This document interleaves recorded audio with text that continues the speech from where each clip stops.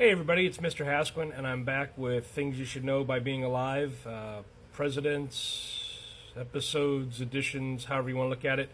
And today we're going to, let's talk about the U.S. president who followed Lincoln and nearly unraveled Reconstruction. This is Andrew Johnson. He's the 17th president of the United States and one of the most controversial leaders in American history.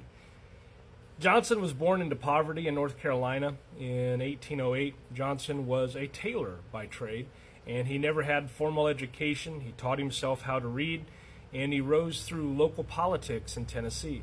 He was a Southern Democrat who supported the Union during the Civil War, which made him an odd choice as Lincoln's running mate in 1864.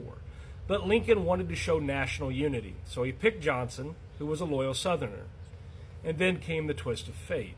Lincoln is assassinated in 1865, just as the Civil War had ended, and Johnson suddenly becomes president. Now, here's where things get kind of messy.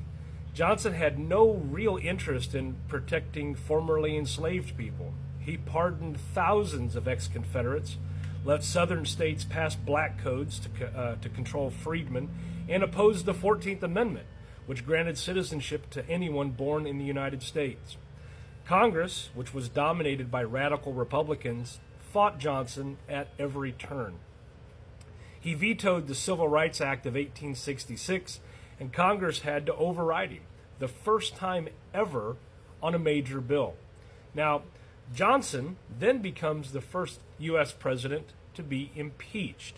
To be impeached means the president or a member of the executive branch or the judicial branch is formally accused by the House of Representatives of committing a high crime or a misdemeanor as outlined in the Constitution.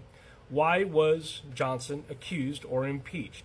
He had violated something called the Tenure of Office Act, and he did this by firing his Secretary of War, who was a holdover from Lincoln's cabinet. But let's be honest, Congress was looking for any possible reason to get rid of Johnson. And when it came time for the vote to take place in the Senate, Johnson survives removal by just one vote. One vote literally saved his presidency. So let's kind of look at his bottom line, what makes Johnson the high points here, or the low points. He was a poor, self-educated Southerner. He stayed loyal to the Union during the Civil War. He did take over after Lincoln's assassination, but he undermined Reconstruction, trying to pull the country back together. He let white supremacists regain power in the South. He was the first president to ever be impeached, and he left office with no party's support and a pretty battered legacy. I guess the final word here is that Johnson could have carried Lincoln's vision forward. Instead, he set back civil rights by decades, and he nearly tanked Reconstruction.